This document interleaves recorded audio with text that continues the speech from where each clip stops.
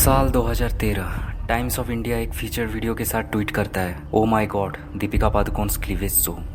जब दीपिका को ये पता चलता है तो ये ट्वीट बस एक ट्वीट बन के नहीं रह जाता, ये बन जाता है एक कंट्रोवर्सी। जूझते हैं ना चीज़ों से, हम उससे जूझते आए हैं इतने सालों से, and I'm really glad that I think sometimes we just shy, we don't have the courage to say what we want to say. And all women, forget actresses, women go through this in India in general.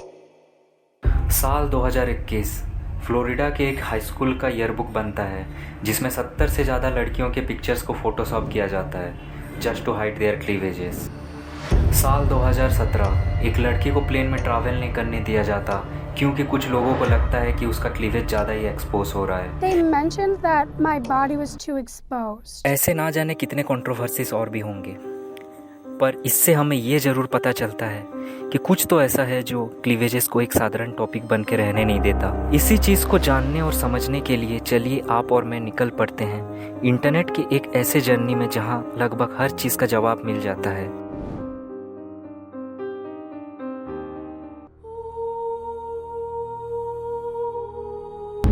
एक सवाल, what is cleavage? जैसे कि हम सब मानते हैं cleavage एक दरार है ब्रेस्ट के बीच, और कुछ कपड़े ऐसे डिज़ाइन होते हैं जहां ये दिखने लगते हैं। ये एक साधारण डेफिनेशन है क्लीवेज का। तो क्या क्लीवेज दिखाना गलत है या फिर सही? ये सवाल जितना पेचीदा लगता है उससे कहीं ज़्यादा पेचीदा है इसके जवाब को समझना। गूगल पे मैंने टाइप किया, इज शोइंग क्लीवेजेस गुड और बैड? जवाब बहुत से थे, पर जितने भी लोगों ने जवाब दिया उनका खुद का एक पर्सनल बिलीफ था क्लीवेजेस को लेके, जो वो खुद मानते थे। जैसे कि किसी का कहना था ये अट्रैक्टिव है, आप दिखा सकते हैं, और कुछ का कहना था अगर आपके पास है तो आप दिखा ही सकते हैं, और किसी का कहना था कि आप कुछ हद तक इसे दिखा सकते हैं। पर इससे हमें कोई ठोस जवाब नहीं मिला कि क्लीवेजेस दिखाना गलत है या फिर सही।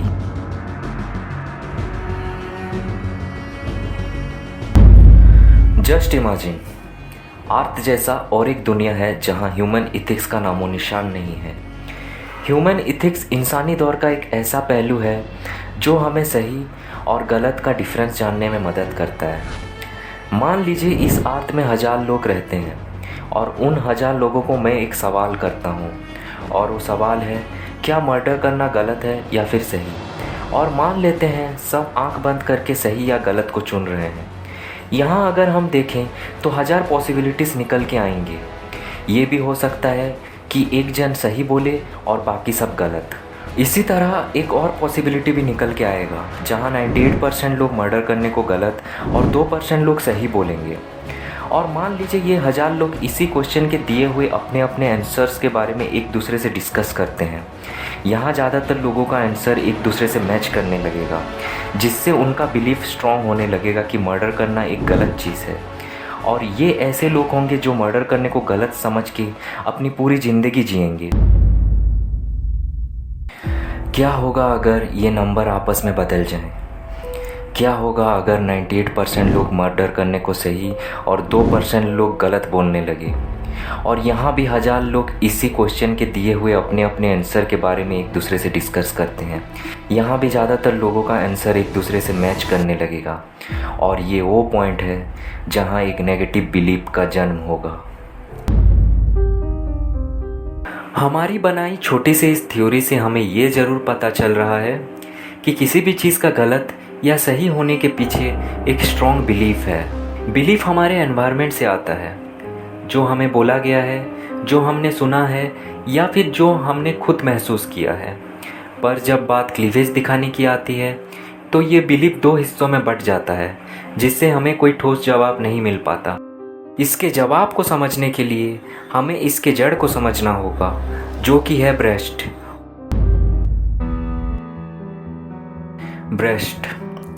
ब्रेस्ट एक ऐसा पार्ट है ह्यूमन बॉडी का जहाँ से मिल्क प्रोड्यूस होता है, जो एक ह्यूमन बेबी को कुछ टाइम तक फीड करने में मदद करता है।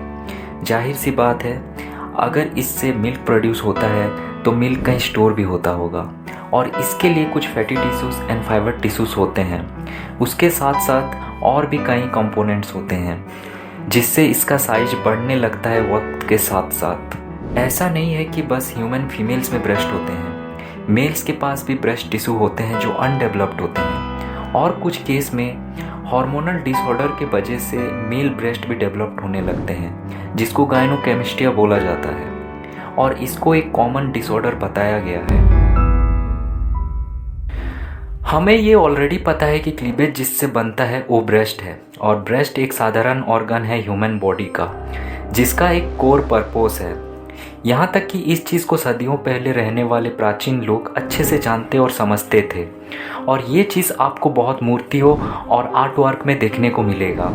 फिर भी ऐसे सवाल क्यों उठते हैं, जैसे कि why do man like women's breast, do girls like it when man stare at their cleavage, और ना जाने कितने और सवाल होंगे इस जैसे। क्यों लोग इसके पर्पस को भूल के किसी और डायरेक्शन में ही जा रहे हैं, और इसको लेके एक अलग सोच या बिलीफ उन्होंने तैयार कर लिया है। यही सेम आर्ट में कुछ ऐसा जगह है जहां क्लीवेज या ब्रेस्ट को कोई ध्यान तक नहीं देता, और दूसरी तरफ एक ऐसी जगह है जहां इसको मूवीज, पोस्टर, एड्स में दिखाया जाता है। इसके बाद भी इसके लिए एक अलग ही सोच है, और वो सोच है शर्म का। क्लीवेजेस को कंट्रोवर्शियल टॉपिक बनाने वाला जो चीज़ है वो है शर्म या सेम।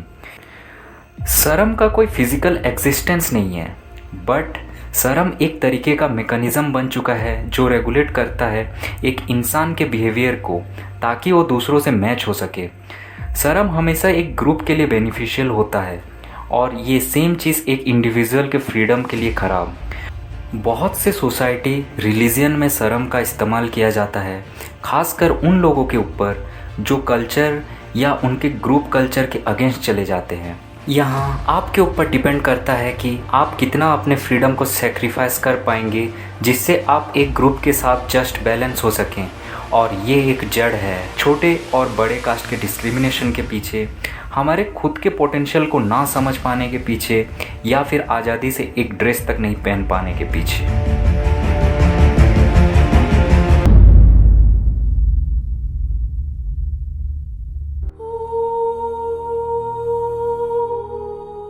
आखिर क्लीवेज को लेके एक शर्म कैसे बना, इसका जवाब कुछ सवाल में ही छुपे हैं जो हमने पहले देखा। जितना भी क्वेश्चंस क्लीवेज को लेके इंटरनेट पर हमने देखा, समहाउ सब क्वेश्चंस आखिर में जाके फिजिकल या सेक्सुअल अट्रैक्शन से जुड़ा हुआ था। आखिर सेक्सुअल अट्रैक्शन का कोर रीज़न क्या है? इसका रीज़न सबकॉन्शियसली बस इतना ही है कि अपने स्पीसीज का खात्मा होने से बचाना। हजारों सालों पहले से ही सेक्सुअल इंटीमेसी एक प्राइवेट चीज़ रहा है, क्योंकि मेटिंग करते समय प्राइवेसी इसीलिए चाहिए होता है ताकि खुद को बचाया जा सके जंगली जानवरों से और दूसरे इंसानों से भी, क्योंकि ये माना जाता है कि मेटिंग प्रोसेस देख के दूसरे इंसानों को भी मन करेगा मेटिंग करने का। सेक्सुअल इंटीमेसी को लेके प्राइवेसी हजारों सालों से चलता आया है, जिससे अब उसका असली मतलब बदल के शर्म का रूप ले लिया है। इवन ब्रेस्ट एक सेकेंडरी सेक्सुअल कैरेक्टरिस्टिक है। इसको आप कंपेयर कर सकते हैं मेल के सेकेंडरी सेक्सुअल कैरेक्टरिस्टिक से, जो है फेशियल हेयर्स और चेस्ट हेयर्स। बट जैसे कि हमने कुछ देर पहले देखा, ब्रेस्ट का एक कोर फंक्शन है ह्यूमन इवोल्यूशन में, जिसका काम है एक बेबी को मिल्क प्रोड्यूस करके देना। और जितना बड़ा ब्रेस्ट उतना ज़्यादा मिल्क और उतना हेल्दी बच्चा, जो ह्यूमन स्पीसीज़ के ग्रोथ के लिए अच्छा है। और ये एक चीज़ नेचर ने ह्यूमन ब्रेन्स के अंदर इस तरह डाला है कि कोई चाह के भी इसको निकाल नहीं सकता। This is the reason man get attracted to cleavages and breasts even sometime they don't want to. Problem इसके और अट्रैक्ट होने से नहीं है, बात तब बिगड़ने लगता है जब हम इसको छुपाने लगते हैं, और यही बात तब और बिगड़ जाता है जब हम इसको छुपाने और दिखाने का कोशिश एक साथ करते हैं। सोचिए कि आपने किसी को एक बॉक्स दिया है और आपने उसको बोला है कि इस बॉक्स को कभी मत खोलना, जबकि वो इंसान इसी बॉक्स के बारे में सोचता रहेगा जब तक उसे खोल ना ले। कुछ ऐसे ही कंडीशन हो जाता है ह्यूमन ब्रेन के साथ जब वो क्लीवेज को देखते हैं।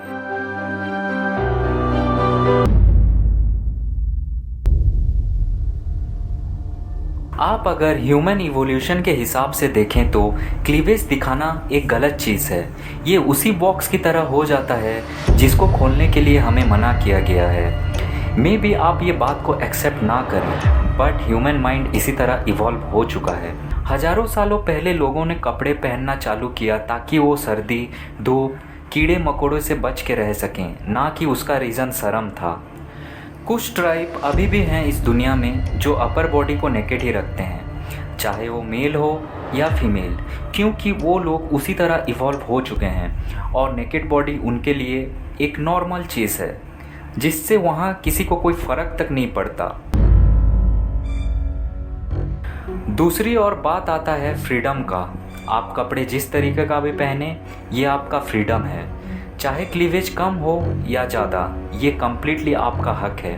पर क्लीवेज दिखाना एक गलत चीज़ बन चुका है, या फिर हम कह सकते हैं एक बिलीफ बन चुका है, जो रीज़न है इसके पीछे इतने क्वेश्चन रेस होने का।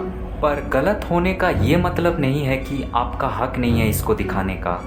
ये आपके ऊपर डिपेंड करता है कि आप कितना लड़ सकते हैं अपने हक के लिए। या तो हमको इवोल्यूशन के साथ चलना पड़ेगा या फिर अपने फ्रीडम के साथ। ये हमारे ऊपर डिपेंड करता है।